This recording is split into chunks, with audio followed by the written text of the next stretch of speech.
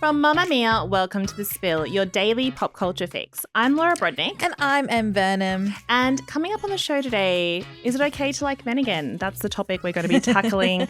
It is in the zeitgeist. It is affecting everyone in the world and we need to break it down. Plus, the one place on the internet that celebrities are not welcome. We're going to delve into that.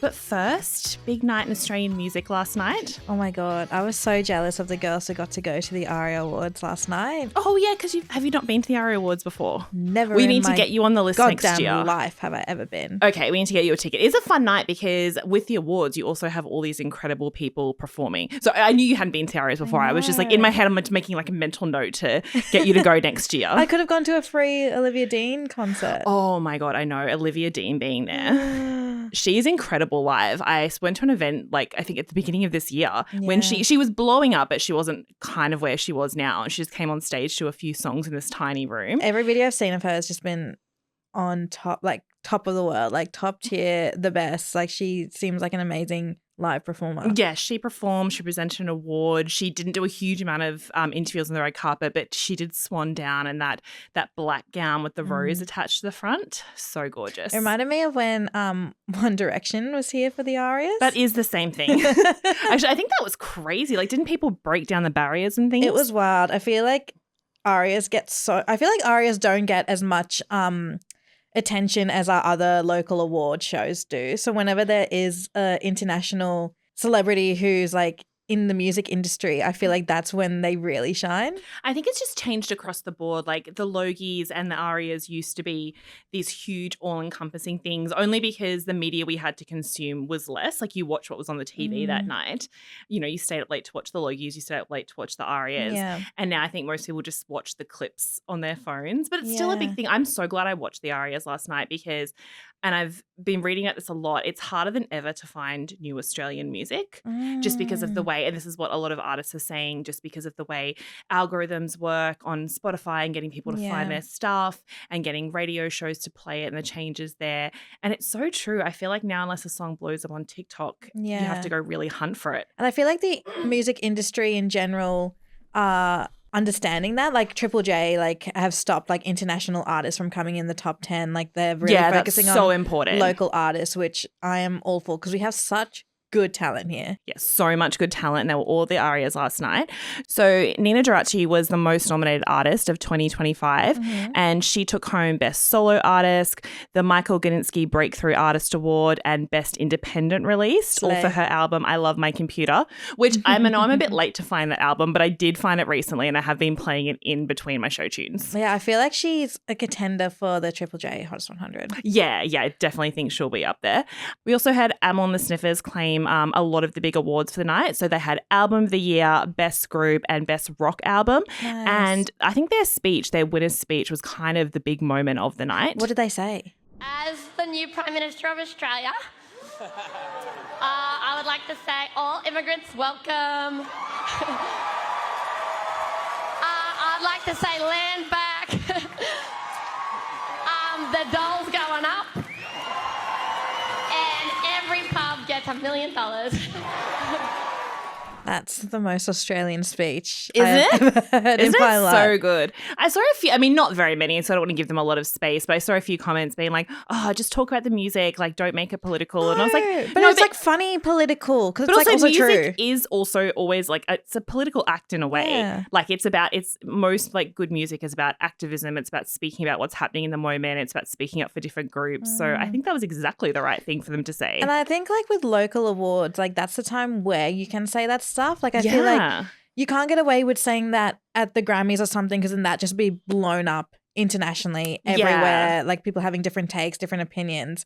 And the best thing about like the Logies and the ARIAs is that our celebrities can just like actually enjoy themselves and loosen up and say what they want to say, and it won't become like not everything will become a thing. Yeah, exactly. And we had, oh my God, there's so many nominees. I feel like I'm stressing about who to say, but Thelma Plum won Best Pop Release. Oh yeah. So that was crazy. And then she also performed Nobody's Baby. So that was, again, if we were in the crowd, something we could have seen. It is good to watch it back. You can go back and watch the full thing. I think it's on Stan. You can go back and watch the full show if you missed it.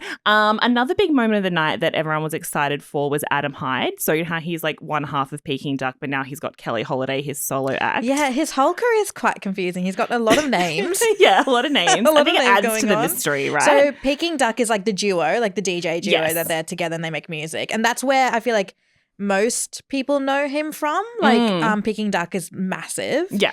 And now he's got this alter ego, Keli Holiday. Yes. And that's like his solo career? Yeah, that's his solo act. And that's where he made Dancing. Dancing too. Yeah. The song that's like a tribute to his girlfriend, Abbie Chatfield. Yeah. So they walked the carpet together. It was quite cute. I was seeing in a few different interviews, Abbie saying that a few years ago she'd been at an ARIA's party and she had a huge crush on Adam and they'd been friends for years and he didn't talk to her or they didn't meet or something. So she just went home and cried herself to sleep. And she was like, and now here I am walking the ARIA red carpet for a song that he's dedicated to me.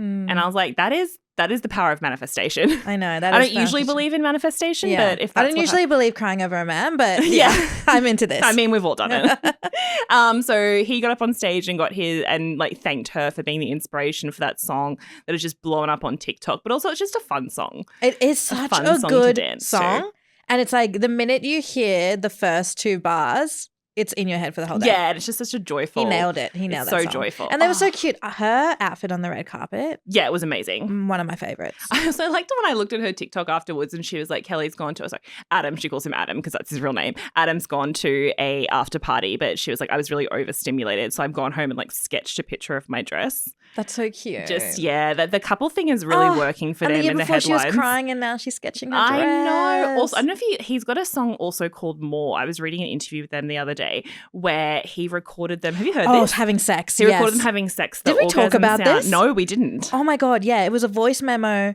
of like being recorded of them having sex, but like because it was in the bed, you just hear like the sheets. So then they had to redo it. Yeah. But then they had to redo it like on a mic, like actually not having sex, but just making the Yeah. What do you noises. think of being recorded during sex and having that put through the song? Look, smut is in right now. Can I say, I think it's so romantic. Romantic? No, I wouldn't call it romantic. Yeah, it's the next step up from him writing that song for her. Like it's like sexy. Yeah, no, but that's what if they break up and then your orgasm's there forever? No, but you tied to your consent ex. to it. That's what happens when you date a musician. I just think it's really cute because Dancing 2 is this kind of like him yearning for her and this celebrating falling in love with her. That's romantic. And then More is like the next step up of them like being fully a couple and celebrating like the great sex they're having. I don't have anything. There's nothing wrong with that, but I wouldn't call it romantic. I call it smutty. I call it smart. Yeah. Trying to cut through. Yeah, smart. I would definitely call it smart too. But it's, not my favorite song. The song itself, not my favorite. And I think what makes it is because of the shock value of having the sound effects in it. I don't know. I just think it was a bit romantic. Okay. I just want someone to write a song about me. That's all I want. So yesterday I awoke and before I even properly opened my eyes and reached for my phone, I could tell that the world was buzzing with some news. Can I tell you what I did? What? I woke up at 6 a.m. and I was like, and I reached for my phone and I was like this and I was like, and I was like this. If you're watching on YouTube, I was like. If you're just listening to the pod, Emily just grabbed her glasses. And I just, you're like, let me see these men. Stared at it for like at least 20 minutes. And then I got late to work, even though I woke up so early. It's so funny because like the way that people were talking in our work chats is usually what we do when there's like a breaking news story. There was breaking news. It's like everyone jump on, get it on social. Should we do this? Should we do that? People being like, oh my God, I can't believe what I'm seeing. People having different thoughts. People saying like, I need to take a personal day. Maybe that was you. That was me. It was too much to deal with. And what we're talking about is the new Vanity Fair Hollywood issue cover that they do every year. It's always a big year about who's going to be on it. But this year, it was very interesting because it is all men, this Hollywood cover. All men. And it's meant to be spotlighting, this is the official tagline, the new generation of leading men captivating audiences and propelling cultural conversations at a moment of industry transformation. A lot of buzzwords to say. We just wanted to put some hot men on the cover. We just wanted to compete with People's Sexiest Man. Yeah, exactly. Well, and speaking of who's on there, we have a People's Sexiest Man double up because who Vanity Fair chose to spotlight on their Hollywood issue includes A$AP Rocky, Fair, Glenn Powell. You know he was waiting by the phone. He was like, call me. It was Tom Cruise going, hey, Vanity Fair, how do I get my boy Glenn? Yeah, he's like, he's on the cover. He knows how to eat popcorn now. Austin Butler looks just embarrassed to be there. Austin Butler. In his normal deep Elvis voice. That poor boy. That movie ruined him. He's trying so hard. Trying I think we so need to give him a hard. break now. Yeah, I'm done bullying Austin Butler. I know, it's too easy now. I'll give you a break. Jonathan Bailey. Again, just doing his bit for Wicked, just happy to get his sexiest Literally man. swinging around on the roof. He's doing the most. He's for doing Wicked. a pink. Jeremy Allen White looking miserable to be there. Yeah. Michael B. Jordan just looking hot. The other sexiest man. Oh yeah, always the sexiest man of my heart. And also he's like, I had one of the biggest movies of the year in Sinners. And I played the 2 lead roles, so he's the done. 2 lead roles, massive movie, Sexiest Man Alive 2019. Yes, I had that memorized. Have you got that up in your apartment? Is that what you see when you close your eyes at night? That cover? Michael B. Oh my God, give him an Oscar for that role. Oscars won't. Actually, I think it was 2020. I take it back. I think it well, was 2020. still, give him an Oscar. Andrew Garfield. Interesting choice. Again, just happy to be there. Well, he's got some big movies coming out. Paul Mescal. All these boys are just like these little shy little men, which does lead us into why I'm also done with bullying Paul Mescal. Well, you've gone off him since he said he doeses't like lazy people. Yeah. God damn it. Once men speak, in fact, he was the laziest looking one there. Out of all of them. In the shoot. Well, actually, yeah, he is doing the least, so we'll see. I think his outfit was described as average boy in the interview. No, again, that's a through line for all these men that we'll come to. Callum Turner, Mr. Dua Bleeper himself. He's just the epic of Dua. I know. Harris Dickinson. No one made any references to milk that I saw, but he'll never live that down. Or focaccia, which he's really good at baking, allegedly. Oh, that's fun. Well, we like a man with a skill. Lakeith Stanfield. That's fine. So hot. So hot. Oh my God. Sometimes men can just be hot. Sometimes you just have to be hot. I love how I'm deciding who's allowed to be there just from what their bodies look like. And Riz Ahmed. Again, happy to be there. Riz Ahmed is like happy the only one there that I'm like full package. Yeah. Like I feel like you're the guy you would take home to meet your parents. Yep. You're the guy you would want to be seen out in public with. You're the guy that you'd want to be in close, intimate proximity Absolutely. with. Like he's just got it all. And you know what? I want more of him. Yeah, give him a solo cover. Yes. You cowards. What's interesting about this is obviously the Hollywood issue is the big one that people look for Vanity Fair each year because it's the one where you get this mix of all these different stars together. Over the years, there's been all this talk of like, because they don't always shoot them together. I do think that some of this was shot, like they've pulled single shots in of the different men and some of them were shot together. Well, there's all the mysteries in the magazines, but previous years. I wanted to see a big like Cosmo cover. Remember the Mary-Kate and Ashley and then Hilary Duff and then all the girls just together? I wanted that, but clearly men are very busy. Well, what's interesting about this is the tradition of having this Hollywood cover started in 1995 after the success of Vanity Fair's first Oscar party, which has now become almost as big as the Oscars itself. So if you don't go to the Oscars, you go to the Vanity Fair party and that's where all the big red carpet pics come from. Yeah. That first issue that they did where they were just like, we're going to celebrate the biggest people in Hollywood. We're going to celebrate the only people we care about in Hollywood in that first issue was Nicole Kidman, Angela Bassett, Sarah Jessica Parker, and Uma Thurman, and a few others on there, but they were all women. Wow. It's so interesting in 1995 we're like, we only care about women. And now in 2025, it's like, what's novel and interesting is all men. Yeah. It's like, it feels very old school Hollywood to say that. Yeah. But what I found really interesting about this cover is that putting all men, predominantly of them white men, being in one of these massive issues like the Hollywood issue is such a risk. And I feel like this in society right now in 2025, this is like the safest moment in history where you can put all men in modern. Because like if you think about it, when I woke up and I saw the cover, I was all for it. Like I posted to my Instagram story.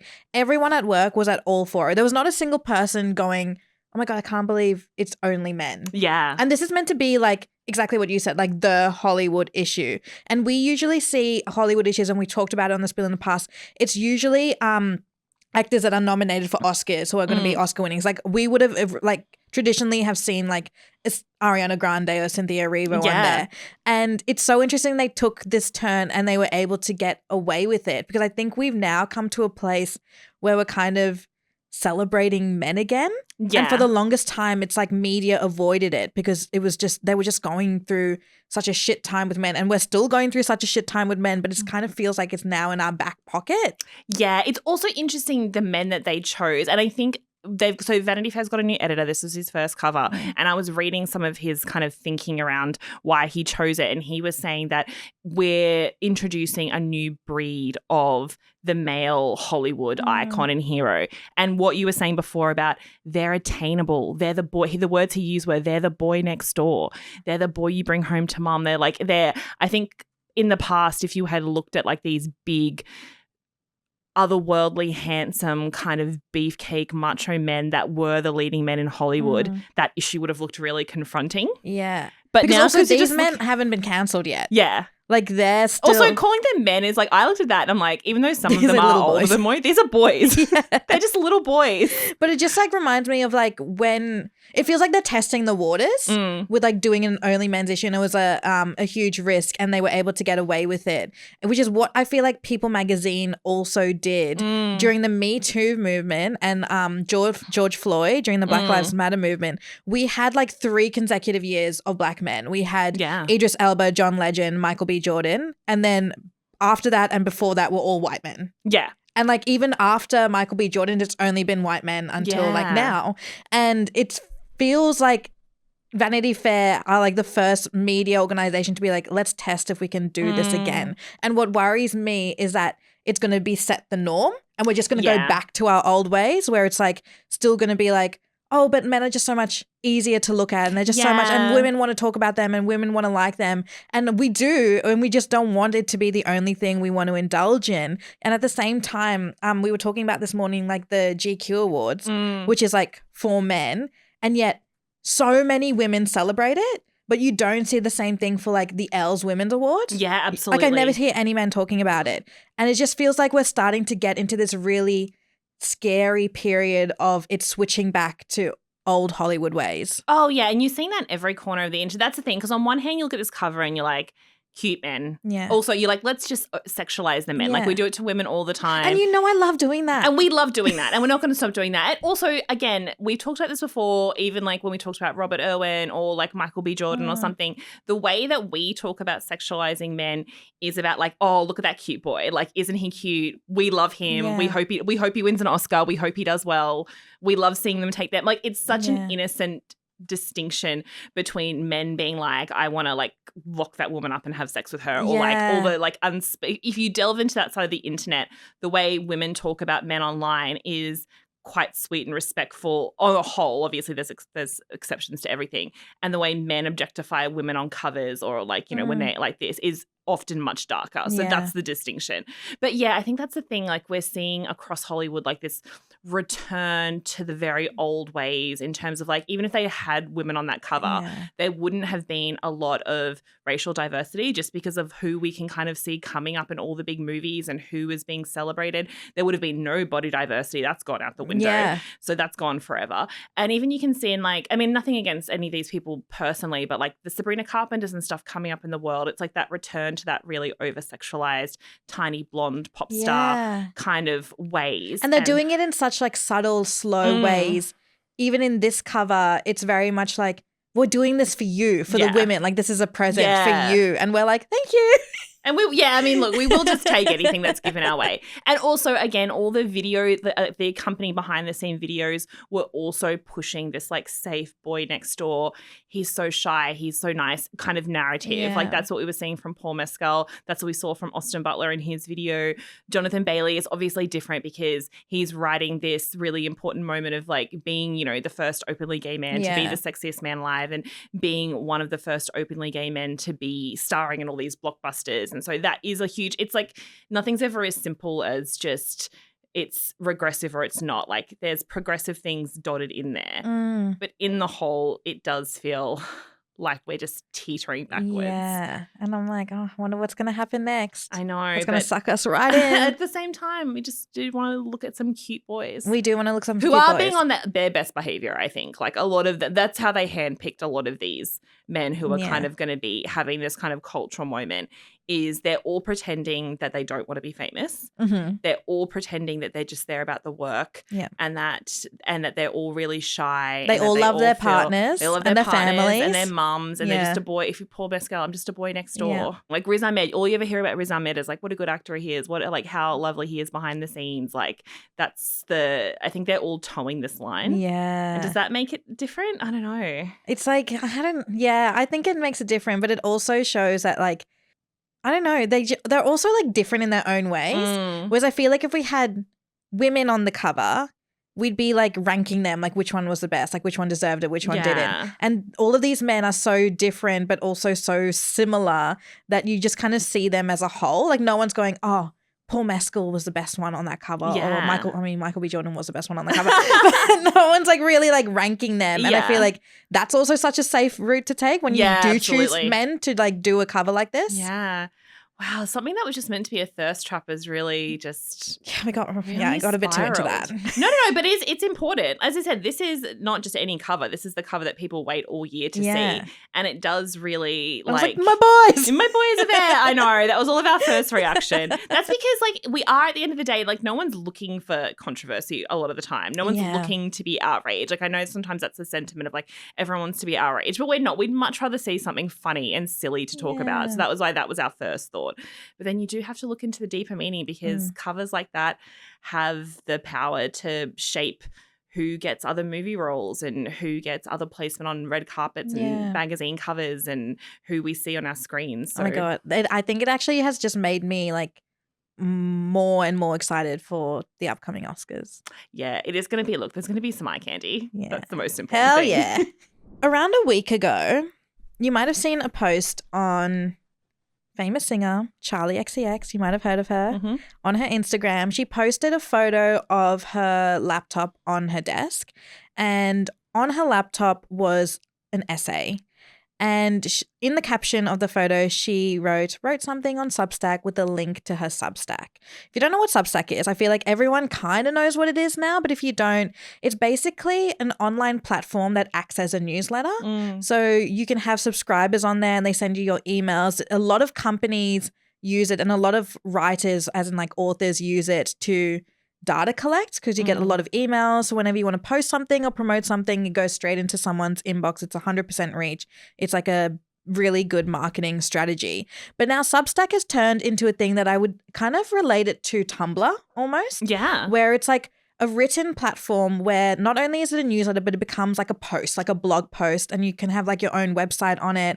And it also has a Twitter adjacent feature that's called Notes, where people like use notes as in like statuses and posting photos. So it's also starting to become a social media platform in itself. Now, Substack has been around for years. It gained a lot of popularity during COVID. Like a lot of writers started to move there to want to write like think pieces. A lot of emerging writers use it to kind of like form a community and get followers. Now we're seeing a surge of celebrities using it.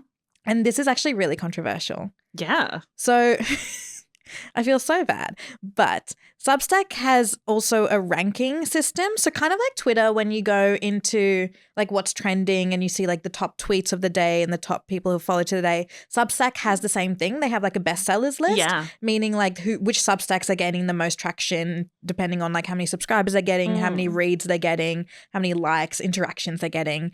And what writers have been doing is that they've been going on Substack, trying to make a following, and their aim is to get on that list. Because when you get on that bestsellers list, that means you get more visibility on your work, more people follow you, more people like your work. And as a writer, that is really, really important. And as writers, you know that it's really hard to grow an email list. Like even getting like 100 people to read your work is a huge, huge deal, especially as an emerging writer. So now we're getting these celebrities come onto Substack, promote their Substack through their social media, and immediately start with like 10,000 subscribers. Yes. Which is huge. And what's been happening is that Substack users who have been on the platform for a really long time are not happy. So the first controversy we saw was with famous writers themselves. Glennon Doyle came on Substack literally got bullied off of it in a day. I remember that. It was wild. So she came on Substack. She's a famous author, has so many followers on socials, came on Substack, made a subscription account, so you had to pay to view her writing.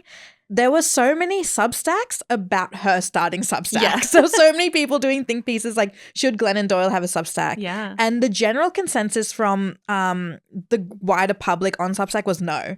Yeah. Like Substack is for writers who want to find a following, and she was taking, and the minute she came on, she immediately went on that bestsellers list. Exactly. Without so even bumped writing anything. other people down. Yeah. And I totally understand that from those writers, because the reason a lot of people have moved to Substack isn't this, right? Because they were trying to get followings through social media platforms, but that's not just about organic discovery anymore. It's about paying for placement. It's about like being able to cheat the algorithm. It's about how much. It's about being good looking. What you got exactly. It's about being a writer now has become, and also being a podcaster. To be fair, across a lot of platforms, has become about how you look. So it has knocked all these other creators out of the way, and it's so much harder to find an audience there. You also don't own that audience, and so Substack became the place where people could go back to those days of organic discovery. And when an established name comes in, whether they're a writer, a podcaster, an actor, it just knocks the whole algorithm out. It knocks the whole algorithm out. And even as a Substack user myself, and I've been on there for years, and I don't have a Substack, I'm just there as like a user. Yeah, same. I've noticed it changing. I've noticed the algorithm changing. I've noticed I've been fed more and more celebrity content. The number one celebrity I always get fed is Jamil. And she kind of like, I feel like a lot of people have accepted her on Substack. She has, I think, just over 15K subscribers. But she did a big piece on how like the Instagram algorithm she's an activist, and the Instagram algorithm is stopping all of her activism work on Instagram to be seen, because it just like shuts that down. And she even does these posts on Instagram with like lipstick and like her tits out, and she's like, this is the only way you're going to see my post is if I look like this. And it's so true, because all of her content about feminism, abortion, eating disorders, politics never makes my feed. That stuff. Well, even if you go to her stories and look for it, it's often, I know the platforms say shadow banning is not a real thing, but it does get hidden from view.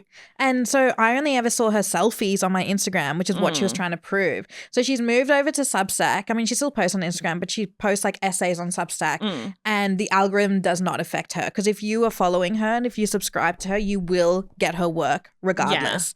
What we are seeing though is more and more celebrities, kind of like how celebrities a few years ago all went into podcasting. Yes. Oh my God, that's exactly what I was thinking if this happened. Well, Elby, they're coming for our other job.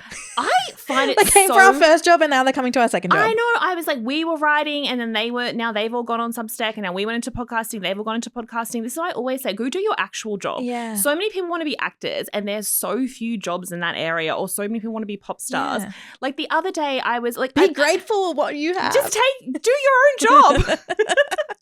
Not us gatekeeping our jobs. But it's not even us gatekeeping our jobs. For me personally, it's firstly there's the whole idea that everyone wants to move off of Meta, which is fair. Yeah. Meta is still working for the people who are wanting to move off it. And it's more just about writing as a normie job.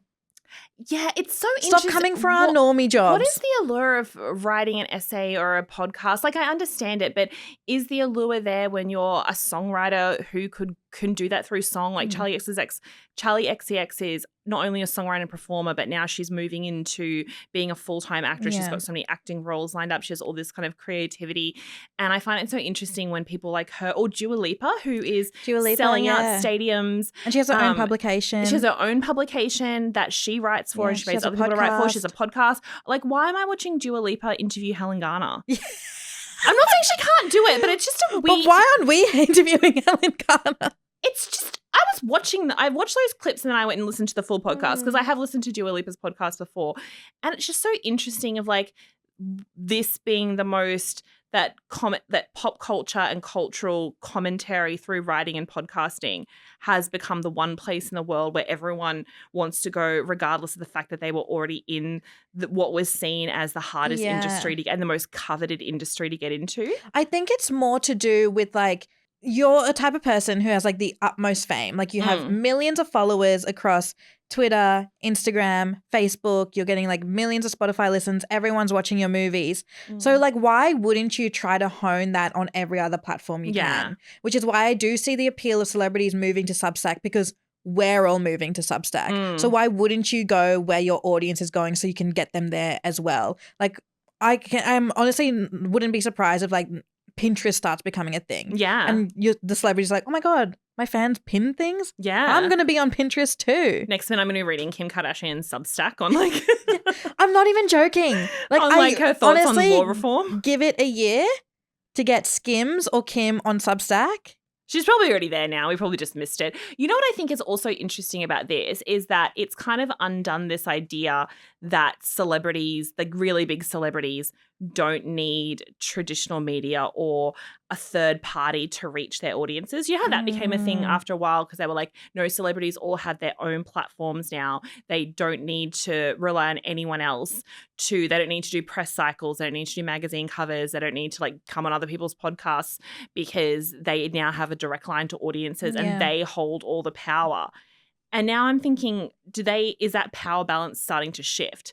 Because now they also all now need this huge secondary outlet to get their products out there. And instead of going to traditional media, they're trying to just almost start their own media companies. Yeah. And it's like the only way you can be truly famous right now to be a proper celebrity is not to have the number one movie in the world, the number one album or anything like that, or the number one TV show. It's to have the number one media company that you self-run and self-finance to get your message out there. Yeah, that's 100%. Kind of a terrifying thought. It's terrifying because like they'll all be competitors and then we'll have to go figure out which ones we want to work for. It's not even that. I mean, look, I'll go work for Dua Lipa. Apparently she pays her freelancers really well.